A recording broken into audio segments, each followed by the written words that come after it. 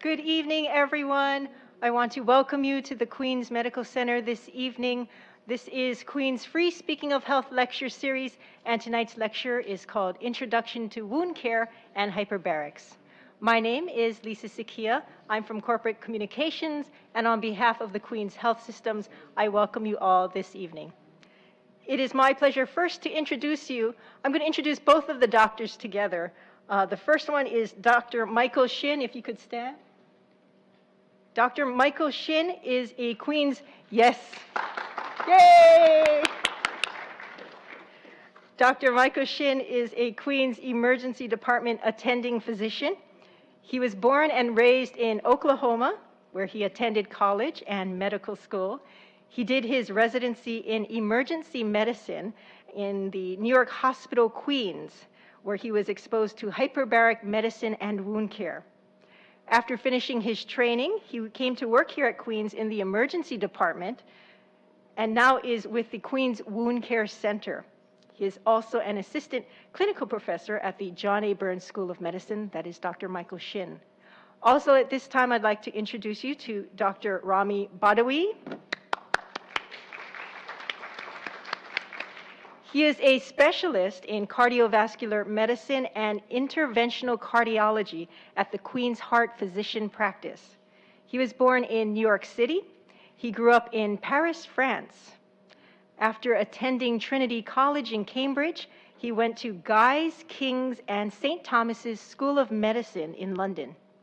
He worked for the United Kingdom's National Health Service and obtained his membership of the Royal College of Physicians before moving back to the United States.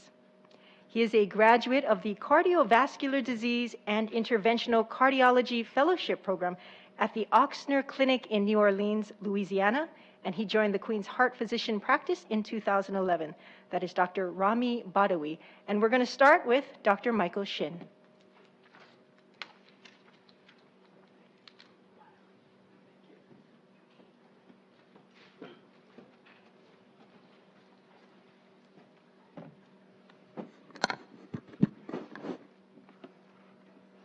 Hi, good evening. So I'm Mike Shin. I have a little disclosure. I'm feeling a little bit under the weather, so my voice is a little bit raspy. Fortunately, Dr. Bott is in the audience, so he has said that he was willing to pinch hit in case that I'm not able to continue. I will be giving you guys a brief introduction to wound care.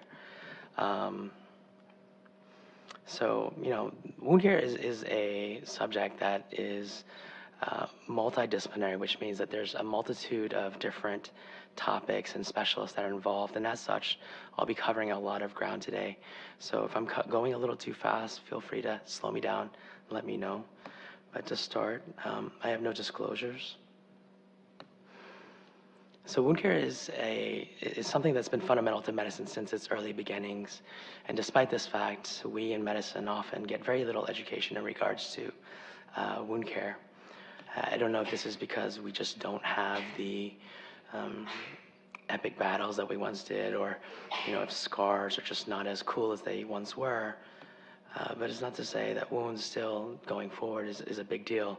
And this slide is just to emphasize, not to bore you with statistics, but just to say that chronic wounds today is a big deal, and going forward it's going to be a much bigger deal as it affects the elderly and disabled disproportionately. A wound is defined as a disruption of normal anatomic structure and or function that is typically inclusive of the skin.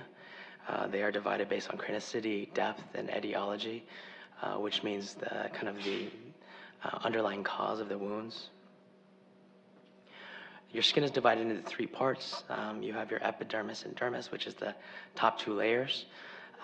These wounds are pink as you have capillaries, which are small blood vessels that are showing through, and they're typically more painful and heal by reepithelialization, whereas wounds in the hypodermis, which is the lower layer, wounds are yellow as you have fat that's exposed.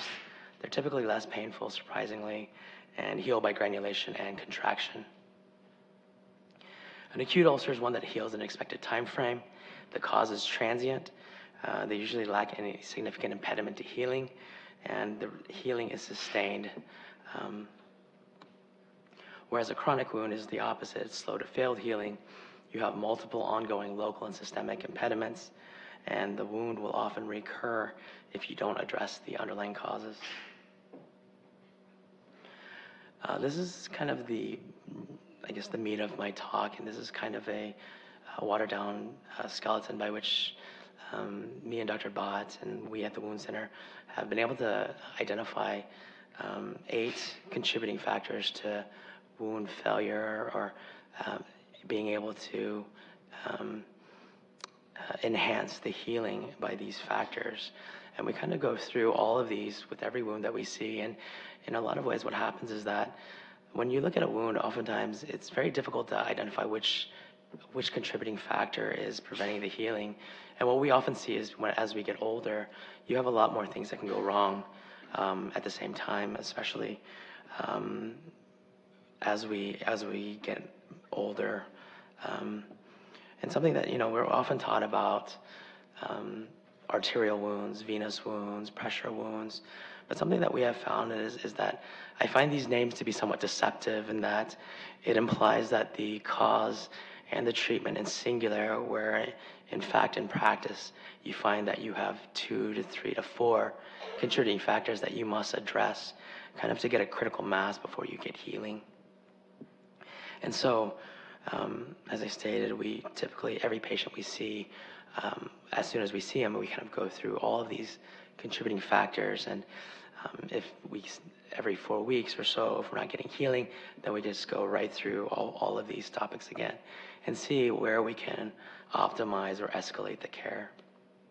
So today I'll be focusing mostly on the top 6, but the first topic has to do with blood flow.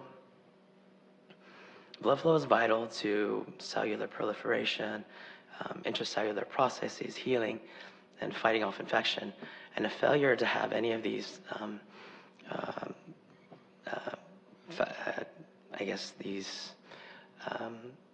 abilities will often lead to a high risk for serious infection and/or amputation. And the way I explain it to my patients is that the analogy that you're going to see tonight is I find wound care a lot like gardening. And so with blood flow, I see it a lot like a sprinkler system to your irrigation system. And so what happens is that if you have a blockage in a pipe, everything downstream is not going to grow. You have desiccation. And similar to what happens in wounds is that you basically have dying tissue or a failure to grow. So why prevent amputations? Why is this significant? If you have a problem, just cut it off. That was kind of, in a lot of ways, the mantra in the past. But what we found is that the mortality at 3 years after you amputate a lower extremity, and this is just not toe, this is more for below the, right above the knee or right below the knee, that at 3 years, these patients die. 50% of them will die in 3 years. That mortality is higher than the 5-year mortality of breast cancer, colon cancer, or prostate cancer. And I think that has a lot to do with something we see similarly is when patients have pelvic fractures, when they break their hip, they just kind of, because of their injury, they stop moving. And I think what happens is that, what Dr. Betta we can get into a little bit later, is that the blood just doesn't flow as much. And when that blood doesn't flow, then you're more at risk of having things like strokes and heart attacks. And I think that's kind of what happens when you have serious amputations. And just as to note, of people with diabetes who have a lower extremity amputation from diabetes, 55% will require amputation of the other leg in 2 to 3 years. How do you assess it? Well, you can start with history and physical, seeing your physician, and then once looking at your history, your physical exam, and just your presentation, your doctor can determine what type of imaging he may or may not want to get. Usually we'll start off with an ultrasound because it's non-invasive, it's simple, and it's readily available. But you can escalate that to getting more invasive with CT scans, with IV contrast, MRIs, or traditional angiography. And once you identify a blockage, patients will often need a consultation from the wound center, an interventional cardiologist, and/or a vascular surgeon. And really, treatment will depend on the location, extent, and risk-benefit profile, as well as the ability of the technician. The next topic has to do with debridement.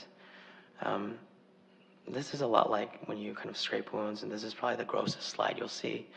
But what happens is that in wounds that don't heal, you often have a buildup of dead tissue. And in that dead tissue, this includes dead tissue, senescent cells, bacteria. And debridement is based on two premises: that wound healing is either delayed or prevented in the presence of devitalized or contaminated tissue. And as a corollary, you must remove it to have appropriate healing. And again, going back to the gardening analogy, the way I explain it to my patients is, it's like taking out the weeds from your garden. You got to take them out to let your crop grow in. So there's different modalities for debridement. You can do, your body has some enzymes that kind of dissolve the stuff, the dead tissue. But then there's other things like a product called Santal, which helps dissolve dead tissue. It sometimes works, but I would say it's pretty slow. If you're adventurous, some of your providers may want to do what you may have heard on the news or on movies, is use maggots, which I do think that there is a place for it, but I would say that there is a lot of patients and even staff that is a little squeamish on that. But we do use it in certain situations. But we prefer surgical, which is to do a surgical debridement. Something else is that wounds often need shaping, just like a garden. If there's big holes, or if there's tunnels, or kind of awning-shaped roofs, you have to remove that and get, ideally, a bowl-shaped wound bed is what we try to aim for. And we often find that, what happens is that you have a buildup of scar tissue and fibrotic tissue along these tunnels and along these walls, and until you remove it, it's very difficult to get meaningful healing. The next has to do with infections. So the relationship between failing wounds and microorganisms is pretty complex. There's really two schools of thought. One group thinks that there's often a single most responsible bacteria, and so the thought is that you want to get a culture or a sample of the bacteria that is at the interface between the dead tissue and the live tissue. And so often what we do is we scrape the wound and then we take a sample. Whereas on the other end, there's a group of specialists who think that it's a combination. It's almost a synergy of different bacteria that work together. And so you want to kind of get a big culture, and you kind of scoop everything out and see what grows in it. I would say that the truth is probably somewhere in between, and it really depends on the patient and the organisms that you're dealing with. Those types of bacteria or infections can readily be treated, but in certain situations, when the wounds get really deep, you can have bone infections. And in these times, whenever you have a bone infection and you have a wound, it's almost impossible. I have seen it. It's not completely impossible, but it's pretty difficult to heal meaningfully if you don't treat the underlying bone infection. And in these situations, you must entail the consultation of a specialist, of an infectious disease specialist. I often tell my patients that it's kind of like Terminex, really, and you have to get them to come in and root out the infection. And sometimes, depending on how bad the infection is or how long it's been there, you'll have to do a surgical debridement where you actually have to remove some of the dead tissue. The next has to do with swelling. And there's thousands of causes of why wounds don't heal, or why legs get swollen. But regardless of the cause, the mechanics of it is detrimental to wounds. And what happens is that oftentimes you basically have, in the legs especially, what happens is that throughout the day, you stand, you sit, you stand, you sit, and you have a fluctuation in the girth of your leg. And in that fluctuation, every time it expands in size, what happens is that you build up more pressure, your skin gets stretched across, and it just rips the wound open. And then unless you address this, it's often very difficult to heal wounds, particularly if there's a lot of swelling. And on top of that, what happens is that the pressure within the legs often, it causes a poor circulation within the microvasculature as well. And so until you address that, it's often difficult to get the appropriate cells that heal, as well as get the appropriate cells and antibiotics to the target tissue that is infected. There's different ways to treat this. You can elevate legs, which is often the easiest and simplest, but it's often difficult to do, especially for a lot of our patients who are much more active. You can use medications such as diuretics, and you can do compression wraps and stockings.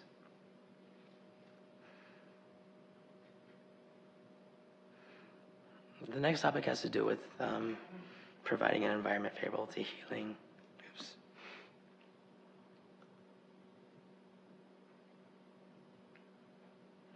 And this really has to do with the dressing. Now, there's many different products and many different dressings. I do want to say that depending on the product, there's different degrees of absorption, preventing infections, and stimulating wound healing. But I just want to emphasize that when you think about all the other things that I'm talking about, a bandage is only a treatment that goes skin deep. In a lot of these situations, as we get older, we have a lot of systems that fail, and a bandage is never going to reverse blood flow. It's never going to reverse infections, nor is it going to reverse bone infections or the need for debridement or trying to stay off the wounds. So, I do think that there is a place for bandages, but I want you to know for patients that don't have wounds that heal, especially after a few weeks to months, there's probably something else that you're missing, and likely a dressing is not going to be the solution. But with that being said, there is a conceptual idea of how to use or pick the right dressing, and the idea is that you don't want it too wet, not too dry, but just right, kind of the Goldilocks rule. When there's too much drainage, it's detrimental. When it's too dry, it's also detrimental.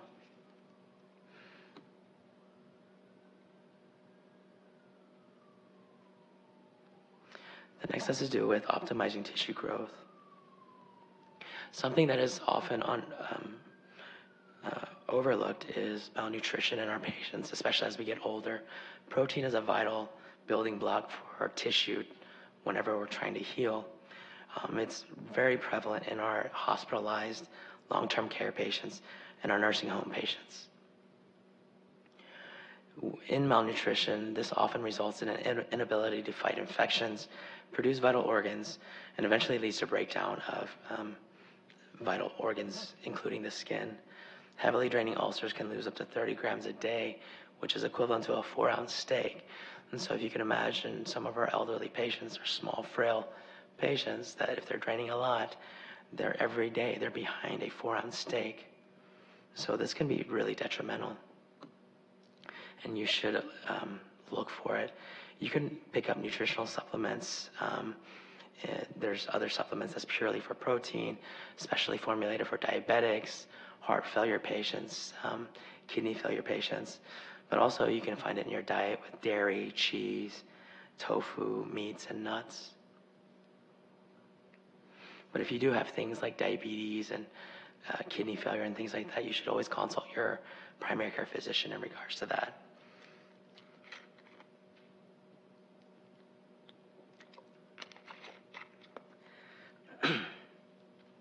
Now, sometimes there are patients that we optimize all the fundamentals and we still can't get over the hump to get the wounds to heal. And just like a garden, sometimes you need a fertilizer, or you kind of need like a lawn transplant. And we have all of those things. Depending on the patient, we have a number of fertilizers, and we have a number of different types of surgical specialists that are able to provide grafts and flaps as needed. But it really depends on the patient, their situation. But at the same time, fundamentally, you can't go straight to these advanced modalities. You must get the fundamentals optimized before you move forward to try to use more expensive or more high technologically advanced products. Something we're very excited about is that we recently attained hyperbaric oxygen therapy at the wound center. We just opened in August. We're slowly rolling it out, but hyperbaric oxygen is beneficial in a number of ways. In certain situations, it is the only treatment for certain types of radiation injury. But more than anything, it's more of an adjunct, and it helps facilitate treating certain types of wounds and infections. It's an antimicrobial because the oxygen causes free radicals. And so in patients with severe and life-threatening infections, you can use hyperbaric oxygen to amplify the antibiotics that are being given. It also increases the oxygen across tissue and increases blood development of some blood vessels in certain situations. So in people who have a sudden amount of swelling because of a trauma or recent surgery, or they have kind of sludgy blood flow in diabetics, or they have kind of scarred all the tissue and they don't have good blood flow, then hyperbaric oxygen can increase the oxygen diffusion across that tissue from the blood vessels. And it can also sometimes induce blood vessel development. In certain situations, in dive accidents or certain types of gas poisoning, such as carbon monoxide or cyanide, then the pressure or the concentration of the oxygen can be beneficial to get the patient as a segue until they stabilize further.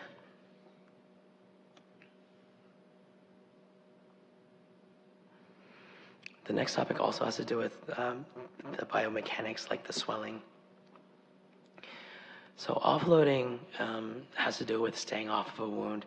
In any wound, offloading is paramount if it's regularly subjected to pressure. And what happens is that when you have pressure on the skin, especially over bony prominences, the skin gets pushed and blood doesn't flow into that area. And often it's also traumatic, especially on places on your bottom or on the bottom of your feet.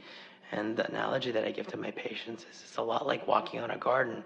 You could have the most amazing garden system, sprinkler system, fertilizer, but if you go stomp your garden on a daily basis, there isn't a chance anywhere that that garden is going to get better.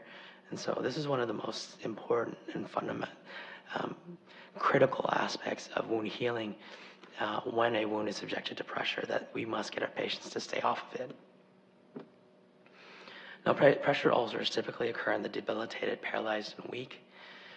You must address stool, urine, and secretions when they occur. This oftentimes, because they're debilitated, they're often malnourished. That must be addressed and or identified and addressed. Sometimes patients need special mattresses, and some patients need surgery. In patients with wounds on the bottom of their feet, they often need casts, prosthetics, felt pads, and in some people they need a wheelchair if those are not sufficient. And in wounds that lie over joints, you often need to immobilize that because any movement, stretching of the skin will often rip the wound open and prevent the healing any further. And the last, you must optimize the host factors. If a patient has diabetes and their blood sugar is 700 every day, it's unlikely that they're going to heal. So you must optimize, kind of from the holistic perspective. You must get everything optimized for having meaningful wound healing. So Dr. Bedoui will be coming up shortly. So one of the rule of thumbs that we often say is that if a wound hasn't healed 50% in 2 weeks or 100% in a month, that you should consider coming to the wound center or at least seeking medical attention with your primary care physician. We're excited to say that we have recently opened a branch west Oahu and Molokai, and we're looking to open another branch in North Hawaii next summer. For more information, you can go onto the website. Oh, and questions at the end. I'll be back shortly.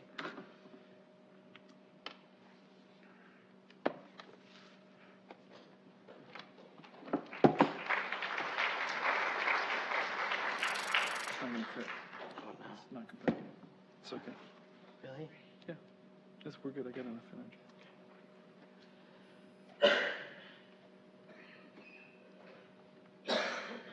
Good.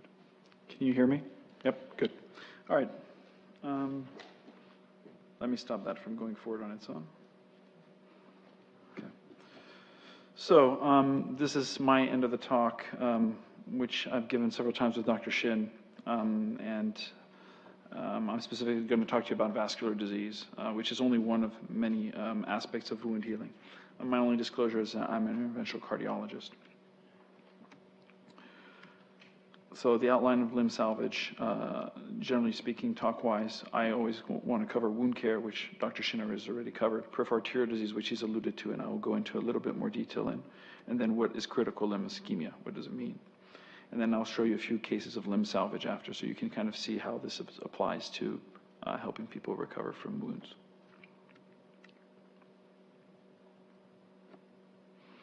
So as you've already seen the slide previously, there's multiple elements to the wound care basics, but the one first element that is mentioned in Dr. Shin's slide and it's part of their algorithm is ensuring adequate blood flow. And essentially that's the only aspect I concern myself with. So I'm only one little small spoke, if you like, on the wheel of all the things that they have to do, from ensuring good blood flow to treating infections to making sure that the limbs and the legs are not too swollen and if they need diuresis and so forth. So what is peripheral arterial disease? So this is a little cartoon I'm just going to show you about peripheral arterial disease, or as it's sometimes abbreviated to PAD. What you see here is a patient who's essentially the skin's been removed and you're seeing all the vessels and you have their beating heart. And what you're seeing right here is an example of one of the blood vessels or arteries. And essentially atherosclerosis is a condition where you get plaque or cholesterol buildup in the wall of the vessel, and over time that encroaches on the normal size of the vessel, reducing oxygen flow. And it's most commonly known to all of us in the coronary circulation or in the heart, if you like. So coronary artery disease is still the #1 killer in the United States.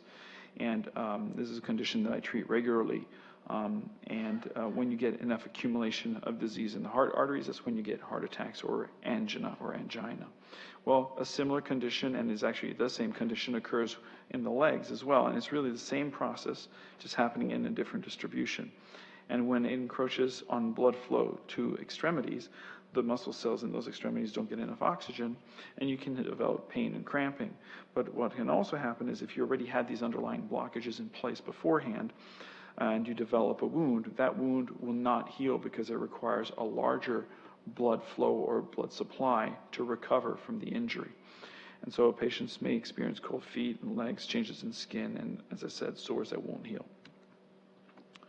So that is pretty much in a nutshell what is peripheral arterial disease. So how common is it? How often do we see this? So I often ask this of people, you think 1 in 10 people have it, 1 in 5, 1 in 4, 1 in 3. And if you look at a population of people over the age of 65, it's somewhere between 1 in 5 and 1 in 3. And the younger, it only occurs in certain patient subgroups. And typically those are people with certain risk factors. So it's somewhere between 20 to 30% of the population over 65, which I can't call elderly anymore. It's the new middle age. But so here's a graph that shows you a little bit the prevalence of peripheral arterial disease. You can see on the very top, the N. Haynes study, it showed it was only like 4%, but these were young patients who didn't have any risk factors. If you take patients over 65 or 70, which are the two last yellow and red bars, especially if you throw in also diabetes or smoking as risk factors, the incidence is around 20 to 30%, which is kind of the numbers I gave you.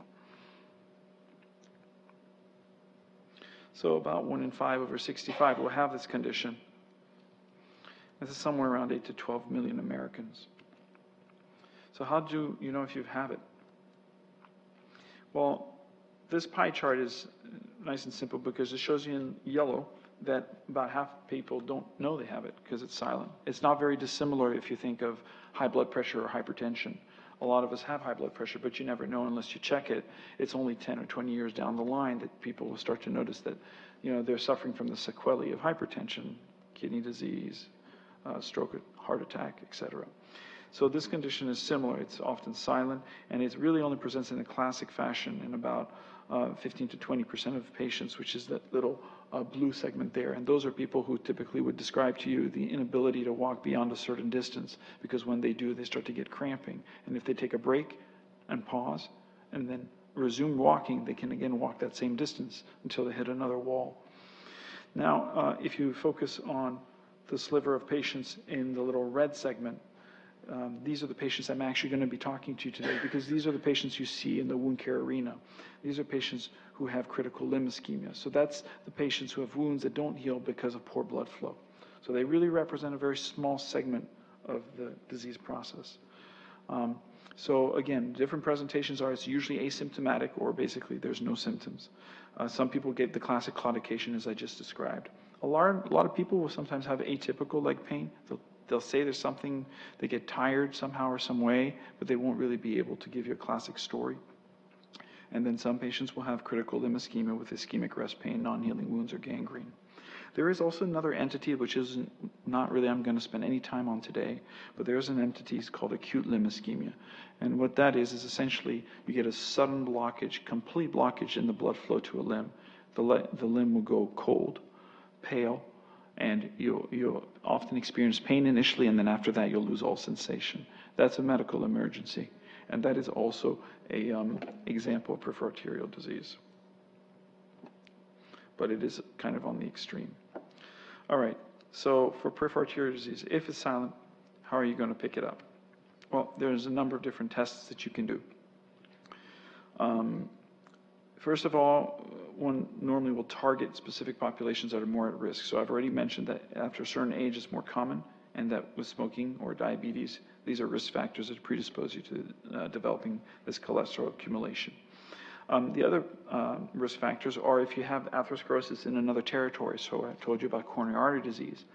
And if you have this same disease in the carotids, for example, which are the neck arteries, or the renal arteries, which are the arteries that go to the kidneys, there's about a 20 to 30% chance you'll have it in another territory. And then finally, what I really say is anybody who's got a non-healing wound that doesn't go away could be at risk, and you should really consider that they might also have poor blood flow to that wound. Sorry, let me go back on that. So the most simple, basic way of testing for this, which is really available to pretty much anyone who has a manometer, is to check blood pressure in both arms and then compare it to the blood pressure in the legs. So it actually can be done pretty straightforward, in a pretty straightforward fashion, but it's a little more time-consuming than just connecting you to a machine and letting the blood pressure cuff run. You do have to check pulses on both arms and then in several places in both feet. And what that allows you to do is it allows you to determine whether there's a difference in blood flow to most of the limbs versus one area where there is poor blood flow. At Queens also what we do sometimes is if you cannot get an adequate result because the vessels are not compressible, this isn't a torture device, but you can also instead get the blood pressure at the level of the toes, because usually the vessels at the level of the toes are compressible, so you'll sometimes see that mentioned.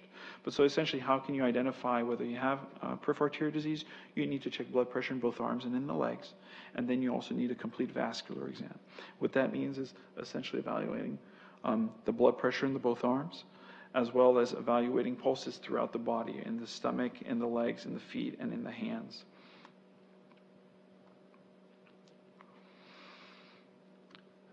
Now, there is obviously more advanced testing that you can do to help confirm the diagnosis, and this has been alluded to already by Dr. Shin in his talk. But there's basically 4 modalities available. There's a couple others, but these are the key ones.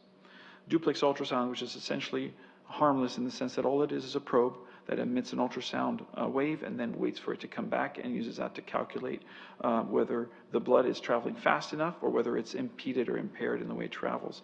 And what that involves is putting essentially a jelly on the skin and then applying that transducer and checking the blood flow all along the limb. There's then the more invasive side of things is digital subtraction angiography, which is the,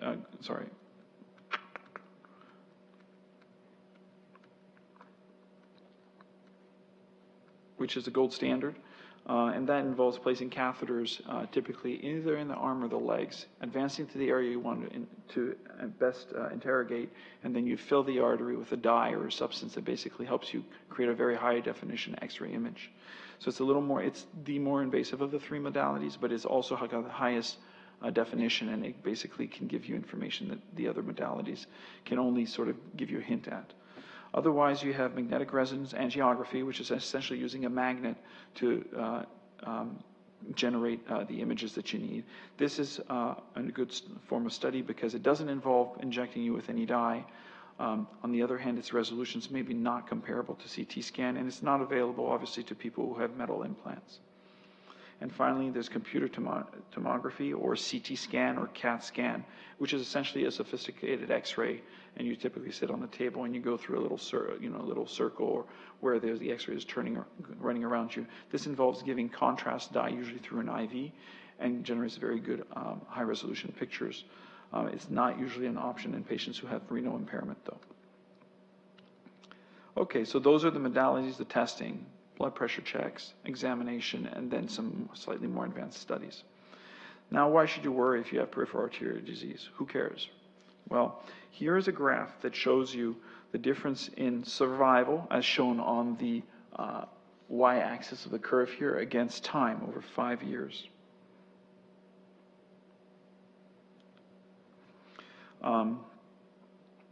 And the green curve essentially shows what happens over time if you have normal blood pressure in your arms and your legs.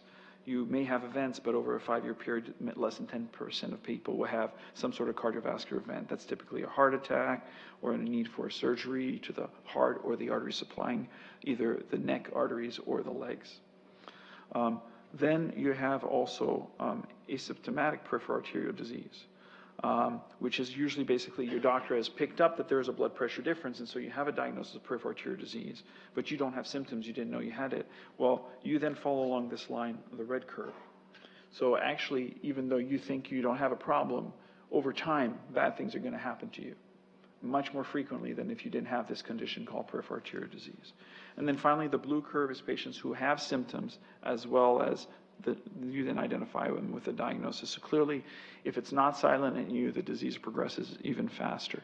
Okay, and this curve was taken from a study of about 7,000 patients who were all just over the age of 65, presenting to their primary care practice and just had their blood pressure studies checked. So this has been reproduced many times in many studies, but it shows you the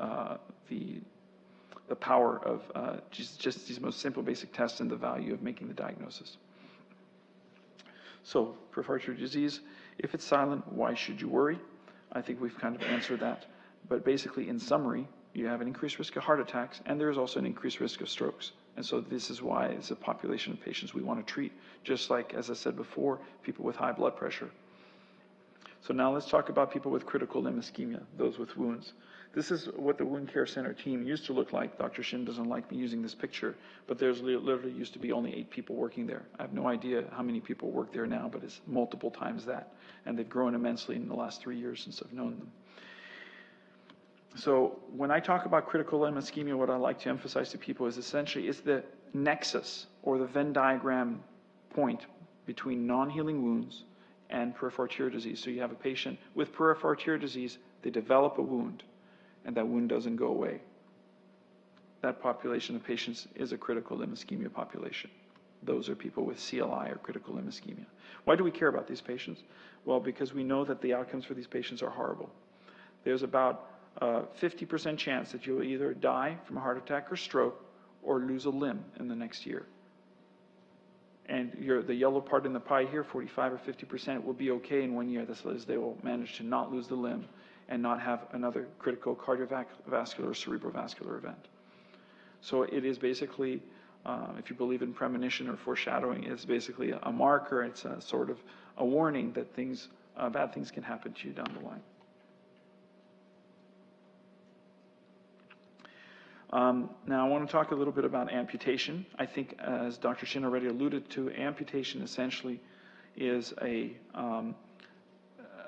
surgery that's been around for a long time, and as was described by Sir William Ferguson, because I took out this clip because I liked it, he described this as being one of the meanest but best surgery. Mean because it could, obviously be one of the worst things you can end up doing to somebody, but one of the greatest things because sometimes it might be the only way to prolong life and or get rid of intense pain and give comfort.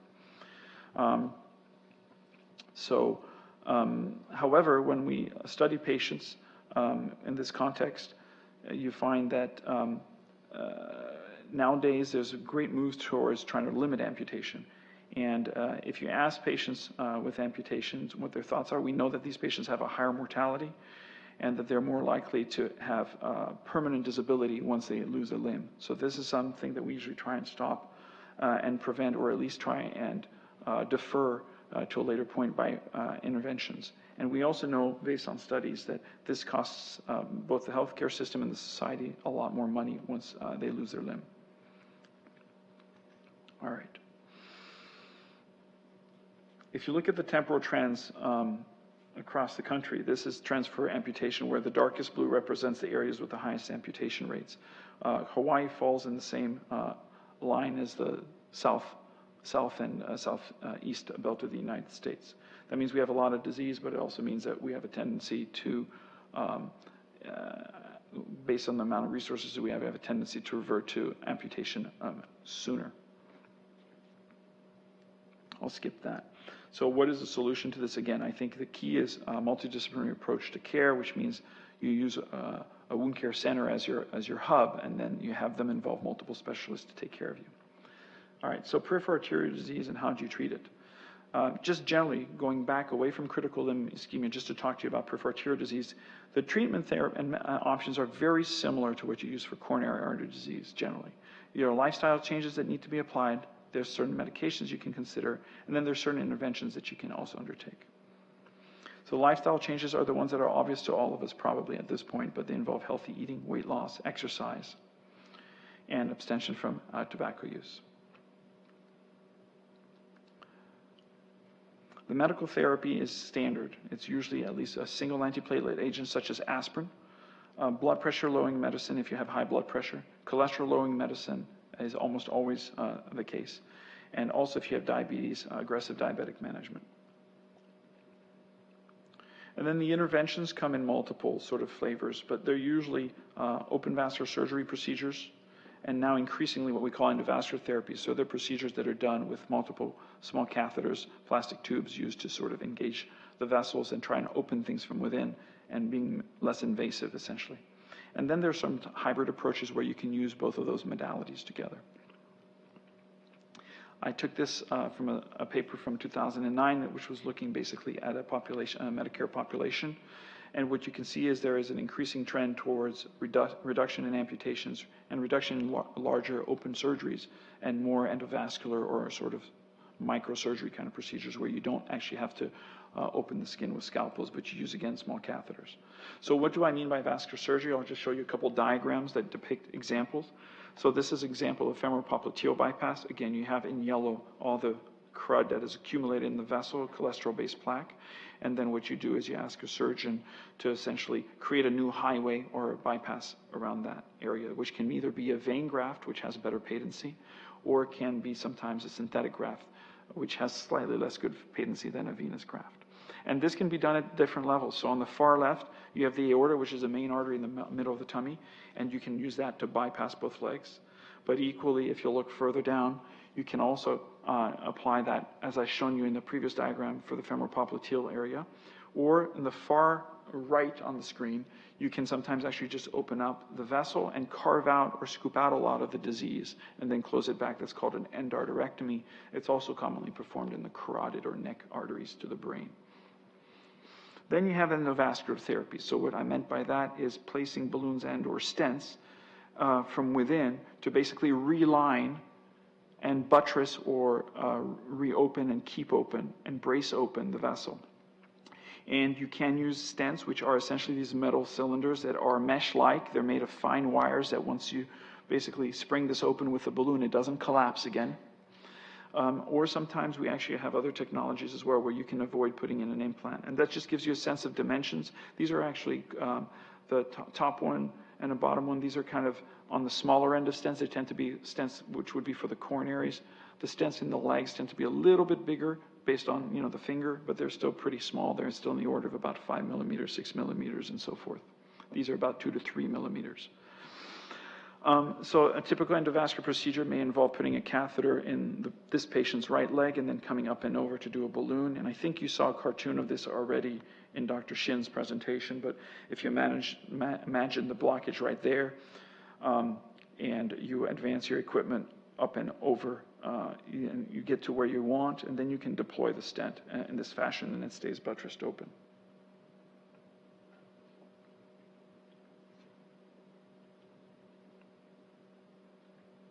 This is another example of a device that's used to carve out items.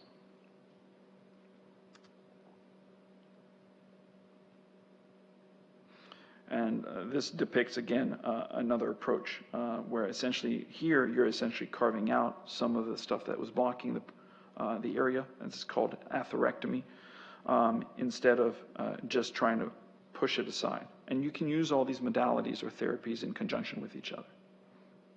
Okay, so we'll move on. So again, as I said before, critical limb ischemia is a combination of non-healing wounds and peripheral arterial disease.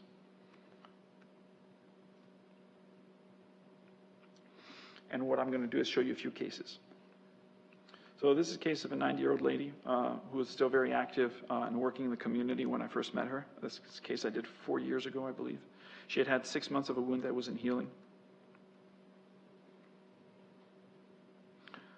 And this was a wound. It wasn't very big, but again, any open area of skin is a nidus for infection and possible source. And this was her angiogram. So the way you read or look at this is, if there's a solid black line, that means the contrast that we put in the vessel is able to travel unimpeded to its destination from top to bottom. So on the left side, you can see that it's mostly a large black line with a small area that's a little narrowed. But on the other side, on the right of your screen, which is the level of the knee in this patient, between the two red lines, and I just put in a knee there so you can kind of see what part of the anatomy this is. You can see there's an interruption in the black line because basically that artery is completely closed. And remember, her problem was at the level of the shin, so it's downstream from this. So in her, we basically identified she has critical limb ischemia. She has a wound that's not healing for 6 months, and she has interruption of blood flow to that territory. So with plastic tubes and wires and balloons, and in this case, we didn't even place a stent, we were able to restore flow. And you have the before on the left and the after picture on the right. And this is just, again, from an anatomical standpoint, this is roughly where it is in terms of the knee. And you can see that there's a reduction in the amount of blood flow in the smaller vessels once you restore flow to the main vessels, but those smaller vessels remain there in case that vessel closes down again. And this is the wound after, this is a wound after about 4 weeks. And just generally speaking, that's what we see, that if this is a problem or one of the key problems, we see acceleration in wound healing. Here's another case of an 86-year-old lady with a non-healing wound for 6 months with positive cultures for several bacteria. This is before and after the debridement in the wound clinic, so you can already see at least there they've removed all the dead tissue to allow for growth, so left to right. And then in her case, she had a blockage at the level just above her hip. So if you look at the hip joint on the left side there, and if I remove the bony tissue, you can see that there is normal black lines on the left of the screen, but on the right of your screen, between the two arrows, there should have been a solid black line of blood flow there. It's absent. And after treatment, again, with an endovascular approach, you can restore direct blood flow to the wound. So her wound was on the ankle and her blockage was at the level of her hip. And she had healing also within 4 weeks. Sorry, let me go back there, as shown here. Here's another case of a woman who was 86 with prior bypass surgery, and her problem was even more extensive. She had basically interruption of blood flow from the aorta, which is shown here in red, to both of her hips. So basically there's two large black lines that are completely missing. This is normally a surgical, needs surgical correction, but with the technology we have these days, this can actually be done without surgery, and in her case, she was too old to undergo surgery.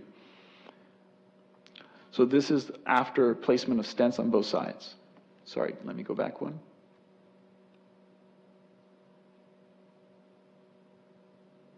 There.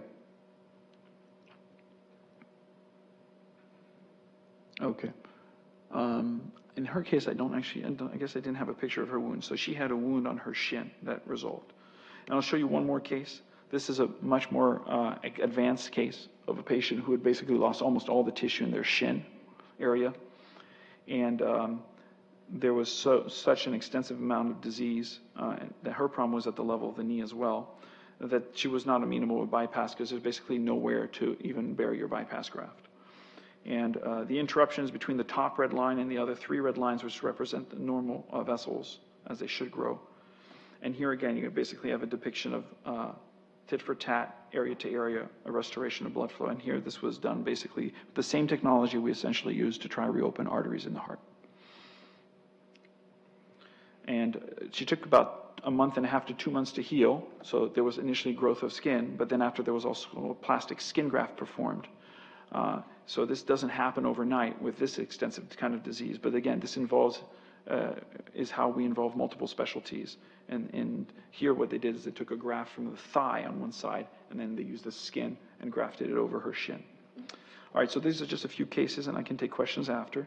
But so the take-home messages from my talk are there's 1 in 5 people who have peripheral arterial disease after the age of 65, and that represents 8 to 12 million Americans. PAD is often silent. It can be picked up with a vascular exam.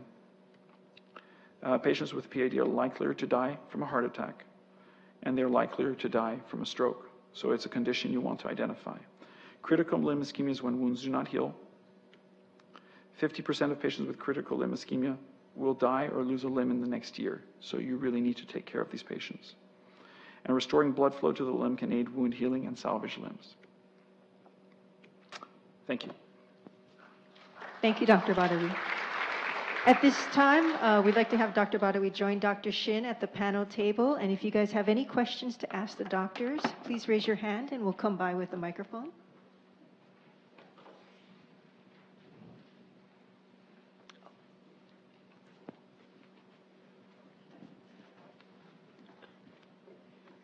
Excuse me, I have 2 questions. One would be for wound healing, how important is the protein intake, and do you recommend protein powder to facilitate wound healing? And then as far as the grafting, are there post-operative precautions?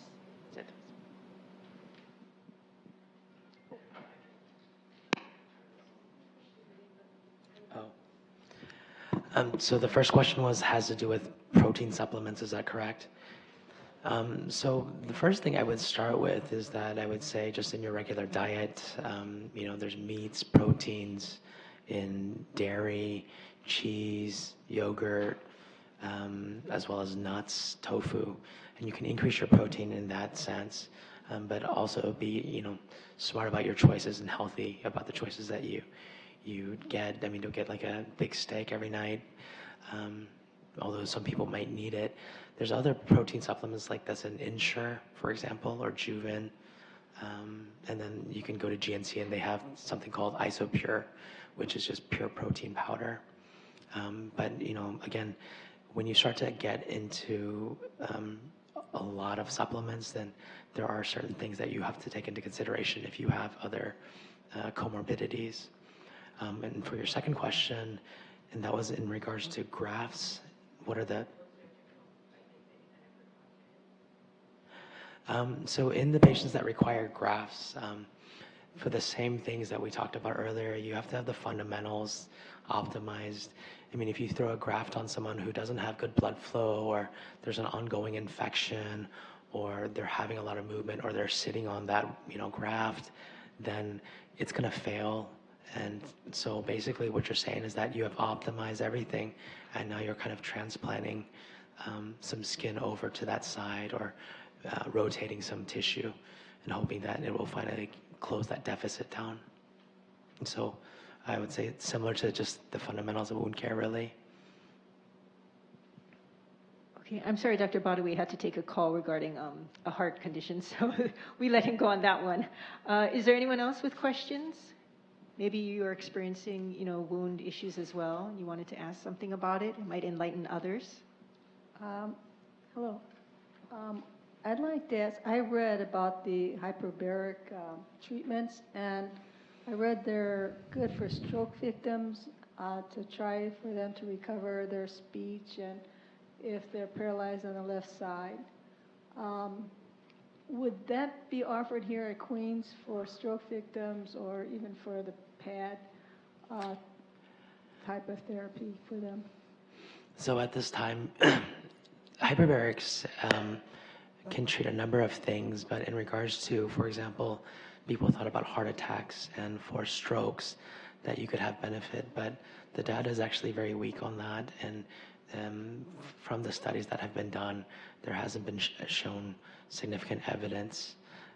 that hyperbarics will actually benefit. Oftentimes what happens is that once you have a stroke, you have a very finite timeline of when that tissue can survive that stroke. Once that tissue is dead, those neuron connections will go with it. And so to say that hyperbarics will restore blood flow or help with oxygenation, once those neurons, that memory or that capability is gone, it's unlikely that you're going to replicate that same neuron connections to build that, to maintain or I guess regain that function that you once had. And so that's kind of my understanding at this time, is that the theoretical benefits have not translated into the real world. Okay, other questions?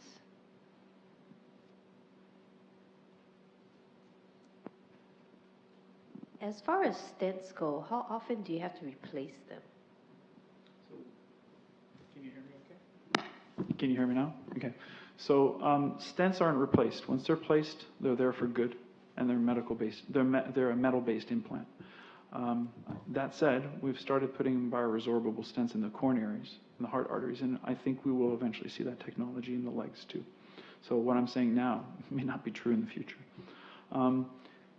Once they're in, the failure modes or the problems you can encounter are the following. Sometimes you can still get rebuild-up of scar tissue within them, and then you may get so much buildup that you'll lose the gain that you made over time.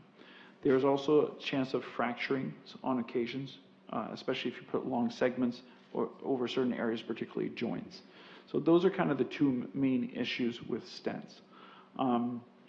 But to answer your question, essentially, once they're there, they are for good. In terms of patency, the new drug-eluting stents are said to, if you put at least just one length, they can be good for up to 5 years. They said the data is good for 80% patency. That means in 4 out of 5 patients at 5 years, they don't need another procedure to restore flow. Now, what I didn't discuss today, though, is that for wound healing, often you only need to restore flow for a few months. And so putting stents in for people who need to be able to walk for another 10 years of their life, a longer distance, is different than taking care of somebody and restoring blood flow just for a few months. Because once the skin heals over, it provides a barrier against infection, and you can even lose the blood flow that you had before or have less blood flow, because the skin does not require the same amount of blood flow once you have integrity of the skin as you do when you have a wound. When you have a wound, you need to recruit a lot more supplies to basically help healing.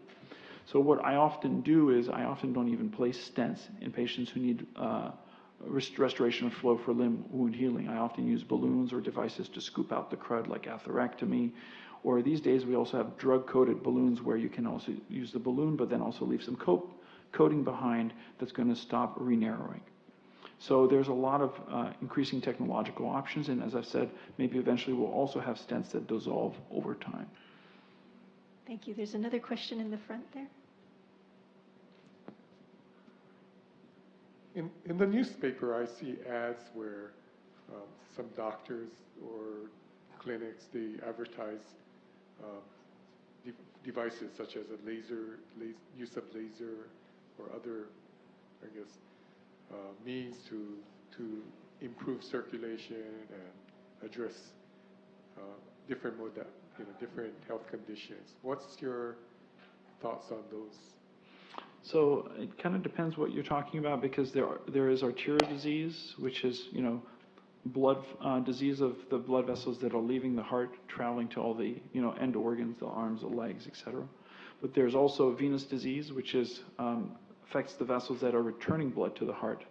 And in those scenarios, there's also a lot of use of laser therapy and so forth. So I don't know whether you're talking about one therapy versus the other, but in the peripheral arterial disease domain, I do sometimes use lasers to try and remove scar tissue or excess tissue. The reality is that still the most tried and tested methodology ends up being the balloons or the drug-coated balloons, but it is an adjunct and is a valuable tool. Whether it's superior to anything else, it's not, at least in the peripheral arterial disease domain, it's not been, to my knowledge, been demonstrated to be better than other modalities. In general, you use all these different things, and there's different tools in your toolbox to try and achieve the best result.